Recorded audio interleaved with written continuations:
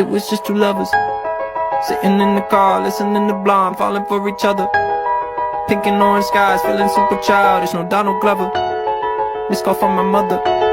Like, where you at tonight? Got no alibi. I was all alone with the love of my life. She's got glitter for skin, my radiant beam in the night. I don't need no light to see you shine. It's your golden hour. You slow down time in your golden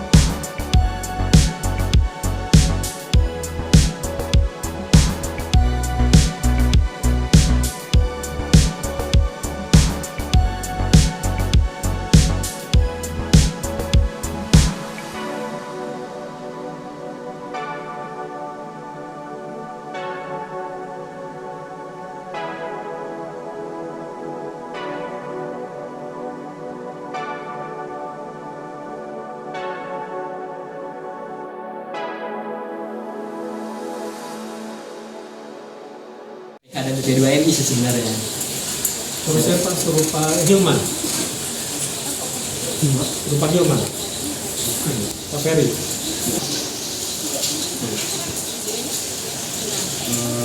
Sudah mulai. Sudah. Assalamualaikum warahmatullahi wabarakatuh. Baik, di sini saya selaku pembawa acara Eka Putra Fizon akan menanyakan beberapa pertanyaan kepada pihak instansi dari Kementerian Hukum dan HAM. Sebelumnya di sini sebelah saya ada pembicara yang akan menjawab beberapa pertanyaan dari kita. Mungkin Bapak bisa memperkenalkan diri, Pak. Baik, perkenalkan nama saya Andi Setiawan atau dikenal Awan dengan jabatan penyuluh hukum ahli pertama pada kantor wilayah Kementerian Hukum dan HAM Kepulauan Riau. Baik, di sini Bapak izin saya ingin bertanya nih beberapa soal yang berkaitan dengan peran dan fungsi Kemenkumham terhadap bantuan hukum terhadap korban dari TPPO tindak pidana perdagangan orang. Ya. Di sini yang pertama yang akan saya tanyakan, bagaimana Kemenkumham bekerja sama dengan instansi lain dalam penanganan kasus perdagangan orang dan perlindungan korban. Baik, siap. Dengan saudara siapa tadi? Satria. Satria ya.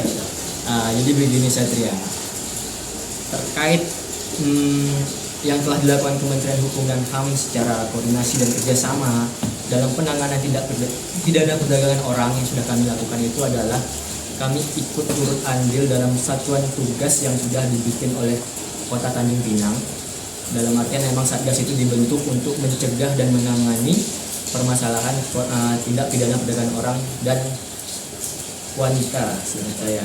Jadi dalam hal ini kami turut serta andil dalam bagian pencegahannya, lebih tepatnya itu mitigasi, di mana kami selalu memberikan penyuluhan edukasi hukum pada masyarakat terkait tindak pidana perdagangan orang tersebut. Dalam artian di sini kami mengedukasi mana yang benar dan mana yang salah sebagai alur masyarakat dari Kepulauan Riau ini untuk bekerja ke luar negeri. Di situ juga dalam Satgas tersebut juga masuk selain Kementerian Hukum dan HAM ada juga BP2MI, terus Dinas DP3, Dinas Pemberdayaan Perempuan Tanjung Pinang, kepolisian juga ikut serta dalam tim Satgas tersebut. Yang notabene sejarahnya kalau kita lihat ke belakang, kami sudah melakukan rapat-rapat, dalam artian rapat di sini gunanya untuk memperkuat kinerja kami, koordinasi kami bagaimana supaya tindak pidana perdagangan orang ini terdapat penurunan, tidak meningkat lagi. Seperti itu.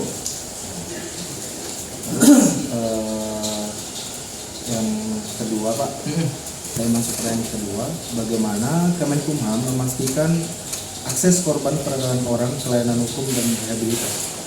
Baik, secara layanan hukum dan rehabilitasi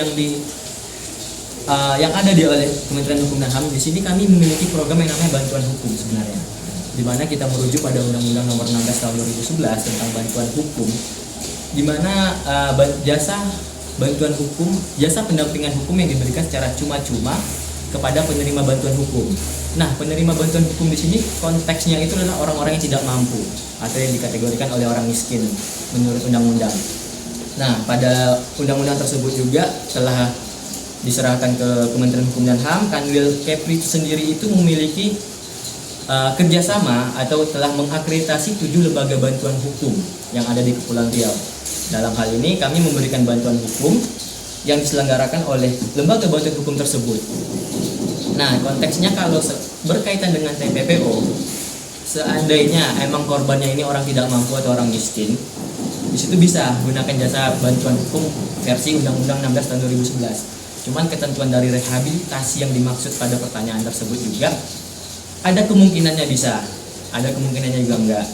Karena ini kita merujuk lagi mereka sebagai korban di sini mampu atau enggak. Kalau seandainya mereka tidak mampu menggunakan jasa layanan bantuan hukum yang ada terdapat pada Kementerian Hukum dan HAM, itu bisa didampingi baik korban maupun pelaku. Begitu. Saya sedikit mau bertanya nih. Iya. Mungkin kan teman-teman semua mungkin nanti ada orang-orang yang melihat video ini, sedikit bertanya nih, rehabilitasi itu seperti apa dan untuk apa? Rehabilitasi yang dimaksud itu ya. Baik, secara yang diakomodir Kementerian Hukum dan HAM untuk tindak pidana perdagangan orang itu, saya kurang tahu spesifiknya ya, mungkin di bagian imigrasi itu ada atau gimana. Tapi secara layanan bantuan hukum, mungkin itu pendampingan yang dilakukan oleh lembaga bantuan hukum tersebut. Jadi seandainya mungkin sang korban, mereka bingung nih mau mengarahinya kemana. Ketika udah menjadi korban, terus mereka bingung mengadunya kemana. Kalau menggunakan jasa layanan bantuan hukum, mereka akan mendapatkan arahan yang spesifik nih, kemana-mana aja mereka mengadu. Terus proses langkah apa aja mereka akan lakukan untuk program rehabilitasi yang udah disediakan pemerintah. Oke Pak, saya masuk ke pertanyaan baru ya. Yang ketiga ini, apa peran Kemenkumham dalam mencegah korban perdagangan orang dari keterlibatan ulang dalam kegiatan ilegal setelah pemulangan dan rehabilitasi? Iya. Salah satu langkah upaya dari Kementerian Hukum dan HAM itu telah melakukan penyebarluasan informasi hukum, atau kita rutin melakukan penyebaran hukum dengan berbagai materi sebenarnya. baik itu dari bantuan hukum, terus juga nama desa kelurahan sadar hukum, tindak pidana kekerasan seksual, bahkan TPPO ini juga. Kemarin itu kami bahkan sudah sering berkoordinasi bareng BP2MI, tepatnya kalau di Provinsi Kepri ini ada namanya BP3MI. Kita lakukan kolaborasi di sana, di mana BP3MI ini emang salah satu tusinya untuk memberikan informasi kepada masyarakat terkait proses legal untuk pekerja migran Indonesia untuk bekerja di luar negeri. Dalam artian masyarakat di sini kan saat ini kebanyakannya masih belum tahu nih bahwa emang ada akses untuk kerja luar negeri di Indonesia itu secara legal. Mereka malah bekerja secara jalur yang ilegal tersebut. Jadi kami rutin menyebarluaskan informasi secara penyuluhan supaya masyarakat juga mendapatkan informasi dan pengetahuan tentang pekerja migran Indonesia secara legal. Begitu kira-kira. Saya mau lanjut ke pertanyaan selanjutnya, Pak. Bagaimana Kemenkumham berupaya meningkatkan kesadaran masyarakat terhadap tindak pidana perdagangan orang dan hak? Nah itu sama seperti pertanyaan sebelumnya. Kita rutin melakukan penyuluhan hukum. Kementerian Hukum dan HAM sendiri, tepatnya kantor wilayah Kementerian Hukum dan HAM Pulau Riau itu memiliki 70 desa kelurahan binaan sadar hukum, di mana pada masing-masing desa kelurahan binaan sadar hukum itu memiliki yang namanya kelompok sadar hukum. Jadi kami dalam upaya menyebarluaskan informasi hukum ini, kita lakukan penyuluhan dan komunikasi aktif kepada kadarkum yang terdapat pada 70 desa kelurahan binaan sadar hukum ini untuk menjadi agen dari kantor wilayah Kementerian Hukum dan HAM. Agen dalam hal ini agen menyebarluaskan informasi hukum. Jadi kita rutin lakukan penyuluhan kepada mereka kelompok kadarkum dan juga di luar kelompok kadarkum juga kepada masyarakat secara umum. Yang kita harapkan dalam hal ini adalah mereka juga menyebarluaskan informasi tersebut. Di dalam artian kita seperti pohon akar pohon. Kita kasih informasi satu, mereka juga menyebarluaskan informasi nanti kepada masyarakat yang lainnya, sehingga penyebarluasan informasi ini luas dan merata kepada seluruh masyarakat Pulau Riau. Di sini saya ingin bertanya lagi, Pak. Apa langkah-langkah spesifik yang telah diambil oleh Kemenkumham untuk memastikan akses keadilan bagi korban perdagangan orang?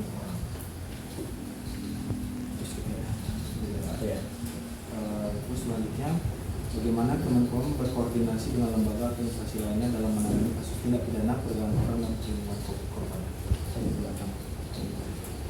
Terus yang kedua, bagaimana Kemenkumham bekerjasama dengan lembaga internasional atau organisasi non pemerintah dalam upaya perlindungan korban perdagangan orang? Itu yang kedua. Apakah Kemenkumham memiliki strategi untuk meningkatkan kesadaran masyarakat tentang dampak tindak pidana perdagangan orang dan upaya perlindungan korban? Nah, strategi Kementerian Hukum dan HAM yang dilakukan sendiri yaitu adalah proses penyuluhan hukum tadi, saya sampaikan. Di mana kami aktif sering turun ke masyarakat, baik itu undangan atau kami lakukan sendiri untuk menyebarluaskan informasi hukum. Salah satunya informasi hukum yang kami sebarluaskan di sini adalah terkait tindak pidana perdagangan orang tersebut. Karena tindak pidana perdagangan orang ini ya karena kita wilayah batas ya rentan terjadi. Jadi kita turun langsung ke masyarakat itu hingga ke tingkat desa kelurahan, bahkan forum RT RW juga kita turun untuk memberikan informasi hukum. Itu beberapa juga ada yang mengenai tentang spesifik materi yang bantuan hukum kah, TPKS kah, bahkan TPPO juga kita turun di sini. Jadi balik lagi sebenarnya dari sisi Kementerian Hukum dan HAM selalu aktif, selalu bersinergi sama masyarakat, baik itu dari tingkat desa lurah untuk menyebarluaskan informasi hukum terkait TPPO agar kita melakukan sisi pencegahannya, mitigasinya seperti itu melalui penyuluhan hukum. Sebelumnya di provinsi kita atau di kota Terpinang ada nggak kasus yang mungkin ada beberapa orang yang bersifat ilegal atau gimana gitu ada? Secara pendampingan hukumnya ya berarti. Kalau dari sisi bantuan hukum yang ada di tahun 2023 ini, saya baca malahan ada yang dari sisi pelakunya. Karena kan secara undang-undang bantuan hukum ini adalah upaya memenuhi hak-hak baik itu korban atau pelaku yang tidak mampu. Nah, salah satu kasus yang sudah saya dalam artian kawal di sini yang didampingi oleh lembaga bantuan hukum yang telah terakreditasi itu ada pelaku tindak pidana perdagangan orang selaku pekerja migran ilegal yang ada di Karimun. Karena dari sisi pelakunya yang tidak mampu, mereka mengajukan pendampingan bantuan hukum ke Kementerian Hukum dan HAM lewat LBH teraktivasi tadi. Itu mungkin salah satu gambaran yang sudah disampaikan. Baik, itu saja sih Pak yang bisa saya tanyakan. Mungkin teman-teman itu saja yang bisa saya dapat sampaikan. Terlebih dahulu kurang kepada Bapak juga kalau ada kami kesilapan kata atau penyampaian soal kurang baik kami mohon maaf. Kami tutup. Assalamualaikum warahmatullahi wabarakatuh. Waalaikumsalam.